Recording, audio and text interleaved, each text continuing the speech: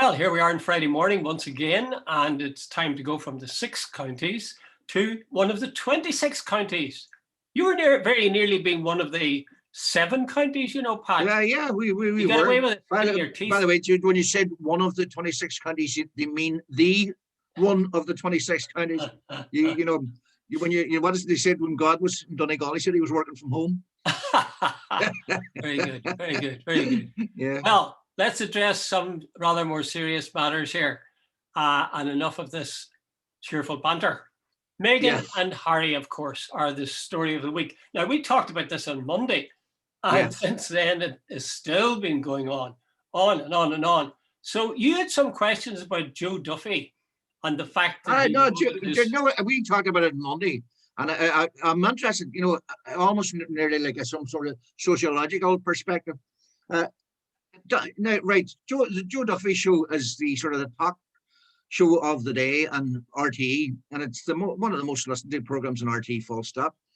He devoted his entire program on Tuesday to the Meghan and Harry interview. Yeah. And apparently there were queues looking to get on to express their point of view. Yeah. And these people were they were talk about animated and engaged and all. And I was listening to it and going, I was sitting listening to almost sort of trying to dissect it. Why are Irish people so interested in the royal family? Well, and you should have listened to it. It was unbelievable. Were they personal friends of both of them? Sorry, Pat, were they pro royalty? Were they pro Meghan and Harry, or what? No, Jude, it was 50-50. But there were these people coming on. I love the royals; it's great stuff, and all. And I was going, Jesus, wait a minute. We live in a republic, and yet there's this fascination with this hereditary royal family. And I'm going, what in under God? What am I missing here? Right, by the way, maybe in terms of a soap opera or what, or this whole idea of the Hans Christian Andersen of the fairy tale. Maybe that's it. Like I am not sure, but the whole program on the. And by the way, I sat and watched it because from a human point of view, it was a great story. But you sort of saw what a dysfunctional family they truly are, and the interview. But hey, Jude, it's also watch. If you said the fallout from it, of course, has been great since, like, what do you call him, Piers Morgan walking off on air, and by the way, it definitely opened up a chasm about the racism in Britain. Like there's a sort of almost a Trump thing with people like Morgan saying our queen is beyond reproach, and I know she has all the things to worry about, and her husband is almost on his deathbed. I think he was nearly trying to make out that. That the newspapers in Britain weren't racist. What a load of codswallop. They're up to their eyeballs. The very fact that you're talking about it now, and I'm talking about it, and we talked about it on Monday, and I did 2 blogs on it in the interval between, shows that it's something that has occupied our thoughts, whatever our feelings about the royalty. It's I think it, as we said on Monday, it's a sort of a living soap opera. And people get really interested in it, and it has everything when you think about it. It has sex, and it has race, murder, perhaps. I mean, a lot of people believe Princess Di was murdered. I know people would go to their deaths insisting that was the case. The notion of whether or not they're birds in a gilded cage, or whether or not they're living off the fat of the land.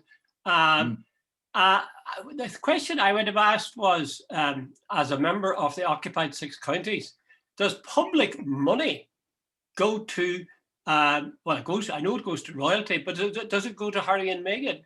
I'm not sure. I think they said they were going to make their own way in life. No, I think that's one of the reasons they were cut off from the royal purse.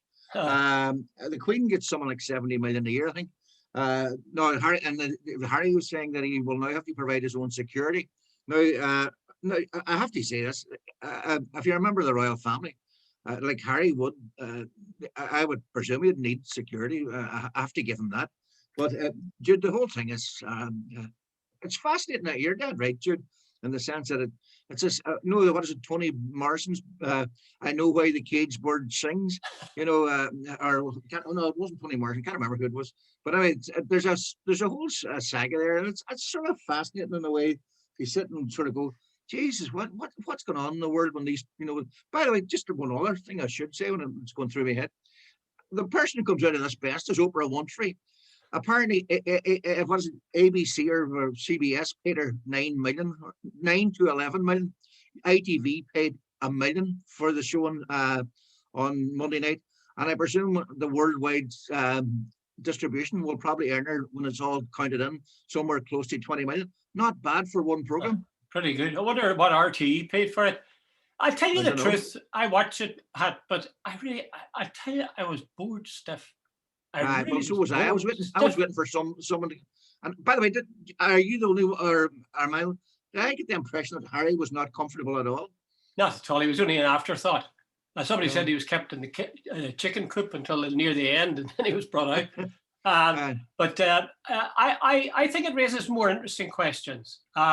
Like the one thing that really got going about, and it was what Piers Morgan lost his job, although a lot of people say he staged that whole thing. He was going to leave. I think he did too. But was about this mental health thing that she said she was suicidal. Now, as you know, probably I said in my blog, I listed the various things that caught my attention, and I said that the mental, that her threats of suicide, I said, well, I'll pass that by, but apart from that, I just don't believe her. And that's essentially what Morgan said, but he said he didn't believe a word she said, if anything. Yeah. But I attracted some fire on that, and I'm wondering what your thoughts are. You see, I feel it's got to a stage where, to be politically correct, we're saying you must not make any remark that isn't part of the mainstream response to it. In other words, this suicide thing. Suicide's a terrible scourge. And I'm sure you know, in Derry and in Belfast, it's just awful. Absolutely. But does that mean then that you can't listen to a woman who's living in a £10 million house, who's probably making millions on that very interview? Oh, she said she didn't, but she's not badly off. And to even cast doubt on, or to say, I don't believe her. Is that an insult to? Is that Jude, I think you're conflating about two or three things there.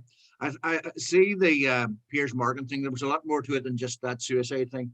First of all, he apparently has known Meghan for some time. Yeah. They had been friends, and apparently she scored him off her list and never responded to him afterwards.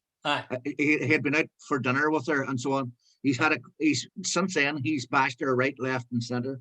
So there's apparently all that in the background. Yeah, but secondly, he apparently went on from we must focus on what she said, or what he said, not but hold on, but he said he didn't believe a word. That's right. He was until she scored him off. He was pro her, but apparently there's a bit of personal animosity between the two. I can believe that, and in the same way that Oprah Winfrey and Meghan are good mates, as far as I know, as well. But Jude, there's also a way of saying things. You quite legitimately ask questions.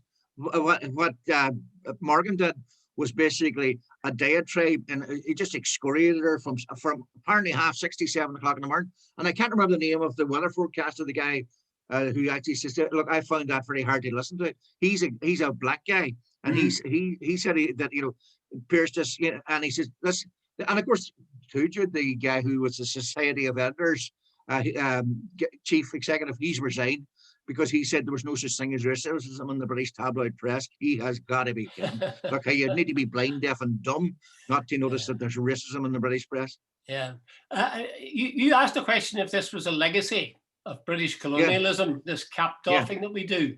Yeah. And you would see this interest in this royal spat as being part of our cap-doffing thing. Do you think it's Jude, when I was listening to it on Tuesday, there were people coming on from deepest leak slip and places way down south, wee villages coming on, and who would have never, they wouldn't, years ago it would have been single television channel. They wouldn't have had BBC or ITV. They would have only and these people, and they were coming on as if they were personal friends of the royal family and speaking about Meghan and Harry as if they knew them, and had been out for dinner with them and taking sides on an issue they knew nothing about. And I found it absolutely fascinating. And then I thought, but then, hey, Jude, and got 11 million viewers in Britain. And apparently it's the same, it was top rated in America as well. So maybe you're right. Maybe it's this whole thing about the fairy story lifestyle, the royal family and all this. And maybe we're all fascinated by how the rich and the famous live. Maybe that's what it is. I'm not sure. But like the fact that the top rated Irish chat show, a daily chat show, spent its entire thing, and with our history, 800 years of history with the Brits. And by the way, Jude, there was nobody coming on saying, Joe, why are we discussing it? Most of them were on, participating as if they were from the Shankill Road. That's right. I think what's interesting is the way people take sides. I think two things I would say about it, and then we'll move on because we've spent a good while on it. One is that along with you, I feel saddened that Irish people are sort of, to some extent, indistinguishable from English people in their not fawning interest, but their intense interest in the British royal family. That seems to be sort of sad. The second thing is there is a terrible temptation, and most people succumb to it, of taking sides. Are you for Lady Di or are you for the Queen? Are you for Meghan and Harry or are you for the royal Prince family? Charles? I mean, what? I'm tempted to use bad language, but I mean that really is to get sucked into that way of thinking about it and take it as a given that this is something worth talking about. But you see, we're saying all this, and yet we're guilty of the very same thing ourselves. I'm aware of it, but it's a phenomenon. It is. So is bubonic plague. Okay, let's move from royalty, not to bubonic plague, but a far more serious subject, and that is this failure of the distribution, and it is a failure of distribution of the vaccine in the free 26 counties of Ireland. Why is this, and should it have happened? Yeah, what I was watching on CNN last night. Apparently, the Americans have got something like 30 million doses of AstraZeneca and warehouses that they can't use them on it. Now, apparently, the EU have asked Americans, can we have them? And Joe Biden has said no. But here's the thing. Yesterday, Paul Reid, who's the chief executive of the health executive of HSE in the South, which is the National Health Service, basically, he finally came out and absolutely pulled no punches about AstraZeneca. He said they have had to change plans 15 to 17 times in recently. Now, Jude, it's a very complex operation because this is not like a flu jab. This stuff has to be kept at a certain temperature. There's also different packaging for the needles and for everything else. And it's a complex operation. And what he's saying is you have to provide the right transport. You have to meet the right people there at the end of it and so on. And he says, often at short notice, they're getting, I'm using this as an example, they would order maybe 300,000. AstraZeneca would say, look, there'll be 300,000. And maybe the day before or even hours before, hey, there's only 25,000 coming, and et cetera, et cetera. So he says, basically, he says they're really messing them about. But the bigger issue is AstraZeneca apparently are fulfilling their contract perfectly with America and fulfilling their contract perfectly with Britain, but they're not fulfilling the contract with the EU. Why is that? No one's quite sure.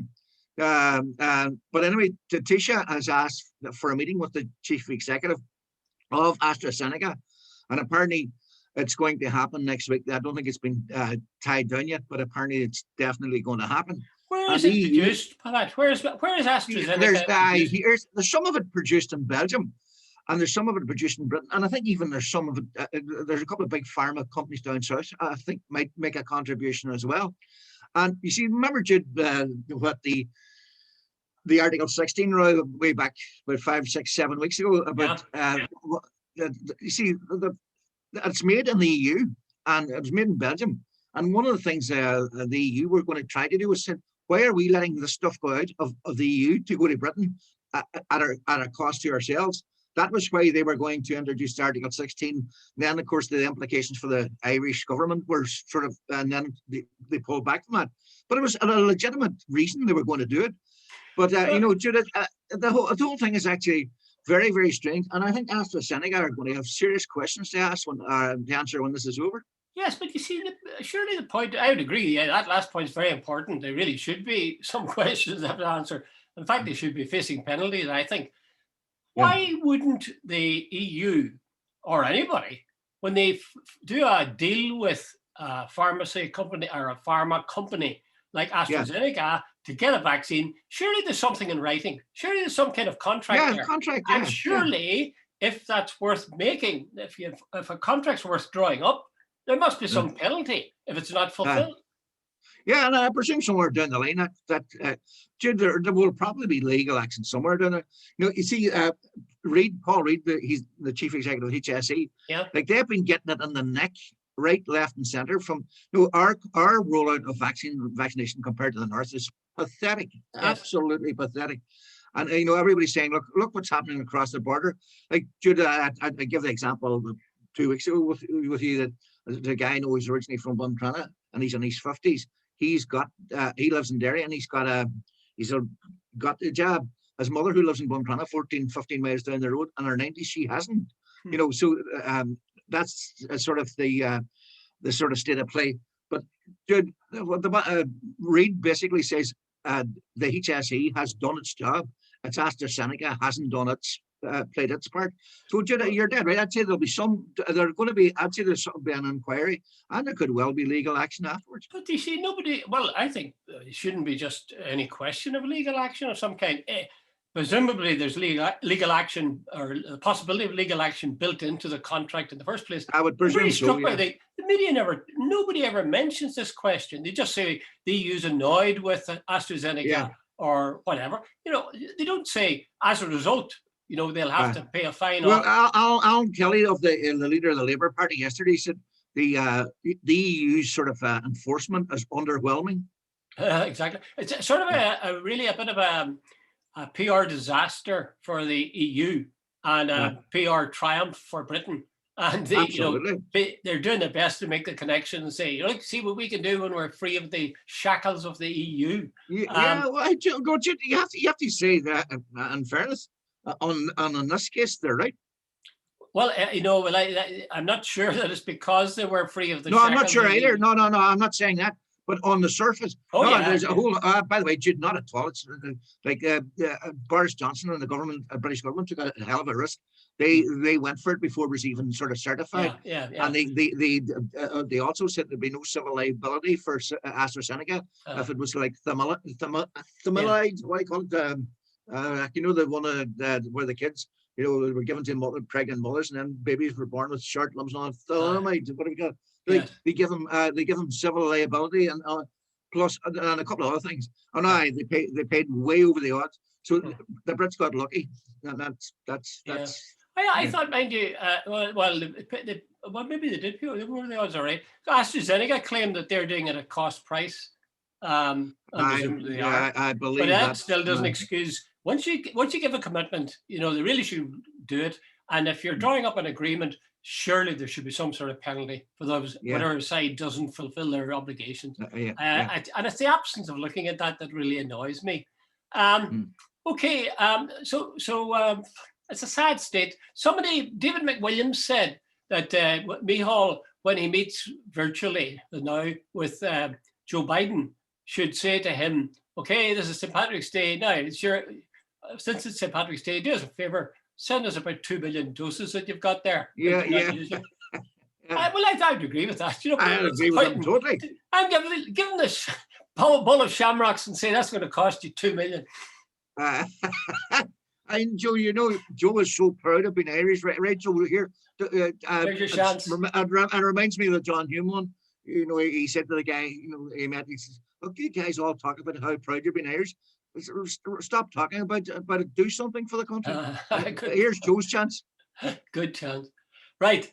The final episode or the final article is this question of the Rangers football team, which won gloriously. They came from 0 to hero and romped away with the Scottish League title. And there's been some criticism from, actually, I think the Scottish government was criticising that they had, they'd broken every COVID rule in the book in terms of assembly and close contact and all the rest. What was your point about that, Pat? What was your view? No. Jude, there was a thing on social media, and there's journalist Hugh Jordan, he writes for the Sunday World. Oh no, Hugh, yeah, nice guy. Yeah, or previously did write for them. I don't know if he still does. Anyway, he had a thing on social media. He says two striking images. All these Rangers fans in the Shankill out celebrating last Sunday. No sign of COVID rules whatsoever. He says less than 24 hours later. And a mile away on the new lodge, there's photographs of the I'm going to say RUC PSNI, a couple of young fellas out playing football and breaking up the game and telling them to go home. And he says not a very good look for an impartial police force. And now, Jude, that everybody's and by the way, Rangers, so best of luck to them. They won the championship. Though I still wonder, are Rangers that good? Celtic are just dire, so they can't even beat the bottom club. So I'm not so sure how good Rangers are. But anyway, that's another matter. But the whole issue, Jude, look, let's get this whole thing. Perception in Northern Ireland is everything. The media. Nolan show and all the rest spent Bobby's story during the summer, day in, day out, day in, day out, day in, day out. Michael Martin, Leo Varadkar, everybody else bashing the Shinners. Rangers out last Sunday, not a mention. It was played down, and it was much more egregious breach than anything the Shinners done. And you can see exactly where this is going. Everybody all the Shinner supporters are going, look, here's a clear and breach of the sort of the double standards and the hypocrisy of the media and political establishment on both sides of this country. I mean, if I was a Rangers supporter, I would see, and even though I'm not, in a way, I see the celebrations as understandable. I mean, absolutely, I agree with them. Totally. They had been down and out, as I said, and now here they are winning by a mile. They're winning the league. Yeah. And remember, the footballers were told they shouldn't embrace each other. Not Rangers, but footballers generally shouldn't be embracing each other after a goal or whatever. That's not a good idea and not a good example. But they keep on doing it. Absolutely. Whether you like it or not. I think your point about the mainstream media is the key one. How have the mainstream media covered this obvious example of breaching the rules with Rangers, and how have they covered it in terms of Republicans with Bobby Story? Now, I know they're two different kinds of events, but it is true that one was covered heavily and one has been largely ignored. Yeah, and Jude, it's also it's sort of also the policing of it and the reaction to it. The incident some weeks back where the memorial for the Sean Graham bookies thing, how that was handled. It's Jude, it's the optics of policing and coverage. And if you're sitting on the New Lodge or West Belfast and you watch how all this is treated, and then you're sitting in the Shankill or Irish Street and Derry, and there's two different perspectives in all this, and as Hugh Jordan says, it's not a great look for an impartial police force. Mm-hmm. Well, I think that's true. But I mean, this keeps cropping up all the time in terms of how PSNI are relating to the public, how many Catholics are now, or people from Catholic background, are joining the PSNI. I think the numbers are going down all the time. And they're they're not back to square one with policing, but they're heading that way. And I think that's deeply worrying. And I'm amazed that they don't sort of notice that themselves and take steps to counter it as quickly as possible. But Dr. Collins, what do you make out of the fact that the British government announced, I think yesterday, that they're or the day before, that they're providing $1 million to celebrate the centenary of the founding of the Northern States? What's your opinion on that? I heard it this morning. I think it was yesterday. It was announced. They probably, it's sort of similar. I mean, it would be, I suppose, irreverent. I could get into another spot about it, but it's a bit like asking survivors of Auschwitz to fund the old guards at Auschwitz organization. I gather a tree is going to be sent to every school in Northern Ireland to be planted. Now, that's quite clever, I think, because any school that would refuse it would be, obviously anti-eco as well as northern state. But I suggest they take it, but they ask for a specific type of tree. Why specific type of tree? Well, I think if it was I was the headmaster of the school, I would say, yes, please. I would like you to get me a weeping willow. Or maybe if you could add some poison ivy that I could train to grow around it. Yeah. Or there are some other types of plant like that would be appropriate for it. Oh, yeah, I get you now. I was wondering where you were going with it. Actually, I'm amazed. A lot was made this morning in Radio Ulster, of the fact that Boris Johnson said they were going to mark the centenary in this way rather than celebrate. And this was seen as very measured and so on. The fact of the matter is that nationalists and Republicans, a sense of abhorrence actually wouldn't be putting it too strongly about the existence of the creation of the state in the first place. Why the hell would they then want to turn around and say, "Oh, give me a tree and I'll plant it," or "Give me something else and I'll..." There's going to be someone about shared history, our communities project. Like, I would love to know how that's going to work. Shared histories. There's also Belfast City Council are supposed to be hosting to mark the opening of George V by George V of the Parliament in Belfast and all that sort of stuff. And I can't imagine too many people of the nationalist persuasion joining in the celebration. So to become a one-sided community thing. Well, I'd say, Pat, I would say that Sinn Féin and certainly SDLP will put in an appearance at Belfast City Hall, which was where the first meeting of the Stormont, what is now or was the Stormont Parliament was. Yeah. And because the reason they'll do that is because if they don't, it looks as if they're, not in favor of reconciliation. So once again, I think nationalism will be bending and doing things that go against the grain. And I'll tell you now, I mean, this is awful, but I do believe it. They'll get little thanks for it. Time and again, I'm reading a book at the moment, and the point the guy makes, one of many points he makes, is that nationalist and Republican forums, whether it's a festival or whether it's Phil on Fubble or whatever, they are very good at inviting and listening to people whose political perspective would be totally different from their own. The same thing does not apply, full stop, in terms of unionism, inviting speakers or people who are committed Republicans or committed nationalists.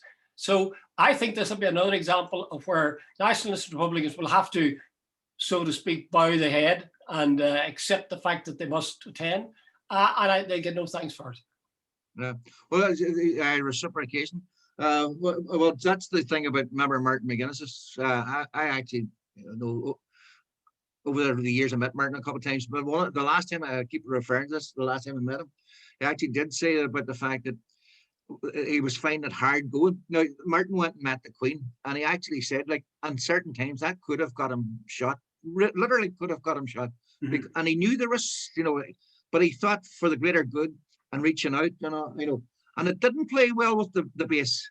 And the other things he did as well, and meeting supporting the police and various other things that could keep on going. But anyway, bottom line of it all is, when Arlene Foster was asked to go to what was the Republic of Ireland match, she refused. So, can we end on a happy note? Have you any happy notes to strike? Anything nice happened this week? No, not really. I can't think of anything. I started reading. I started reading Barack Obama's book, and by God, Jude, I think that's another 1,100 pages or something. I don't know why I start books that are so big. Well, I read one of his books, I think the first one, and I think he's a very good writer. In fact, I was really surprised at how good he was. Actually, the book I'm reading at the moment, for review, is it says here, I took the dust cover off it, but it's called, I don't know if you can see it, Where Grieving Begins, and it's by a man called Patrick McGee, who is better known as the Brighton Bomber. It's essentially a story of his life, but the he doesn't talk. Well, he talks about after the Brighton bomb. He refuses to give any details about how it was set and so on. But he tells about being arrested and beaten up and so on, and serving time in Britain, and then serving time in McGabbery, and then being released. And then the final third, I thought was most interesting, was this friendship that he established, or relationship of one kind or another, which he established with Jo Berry, who was the daughter of one of the Tory MPs killed in the Brighton bomb. And he's done speaking engagements with her all over the world, really. And there does seem, he certainly has a huge respect for her, and I think she has some respect for him. She contacted him first, interestingly. She contacted him first, and he was very tentative about it. He wasn't sure, you know, how would she act, because he had killed her father. You know, he was directly involved in killing her. He says it. And in fact, she was very graceful and very, very human about the whole thing. And he said she didn't want him to say he was sorry or anything. What she wanted to do is to try to understand what had brought him to this point where this happened. And he felt that in talking to her, that she began to not understand just him, but she began to understand far more about Ireland and the history of Ireland and England, and how the Troubles emerged from a whole series of specific events and decades of misrule and so on. So it's a very interesting one. Here's a little tidbit. Maybe we should stop here. When he first met Jo Berry, the thing was arranged by a woman called, I think, Anne Gallagher, who was a nurse in the Royal Victoria Hospital but during the height of the Troubles. So she was tending all sorts of people who were coming in after explosions and so on, or shootings. And she was non-political, but she was very involved in reconciliation and, you know, getting people to meet who had been opponents and so on. Anne Gallagher, guess who Anne Gallagher is the sister of, or was? I think she's dead now. In 1,000 years, you'd never think. Dominic McGlinchey. Oh, good God. Yeah. And here's another little final tidbit. Jo Berry has a first cousin. Guess. Go on, guess. No. That's the most annoying thing in the world, because how the hell could you, you know? She's a first cousin of Lady Diana Spencer. Oh, Jesus, yeah. Isn't that interesting? How the world moves. Yeah, well, two steps from Dominic McGlinchey to Lady Di. Lady Di. I'll leave you this. There was a great thing on social media the other day about, what do you call him, Roy Greenslade. He says, there was a guy who had up, he says, I love those high moral journalists criticizing Roy Greenslade, the very same guys who sat at the bar at the Europa Hotel and got their information from the RUC press office. Oh yes, well, I know. These are the people who claim, you know, Roy had, you know, and I thought, how true is that? Well, I absolutely agree. I noticed that actually. I saw that tweet, and I know the person that sent it, and he noted too that they attended Christmas parties at the various military bases. And yet these are the people who said, "Oh no, we were not biased, and we did not, and we checked out our sources and all this." Absolute bollocks. Okay. On that note, Jude. On that light note, we'll leave it, Pat. Thank you very much. Jude.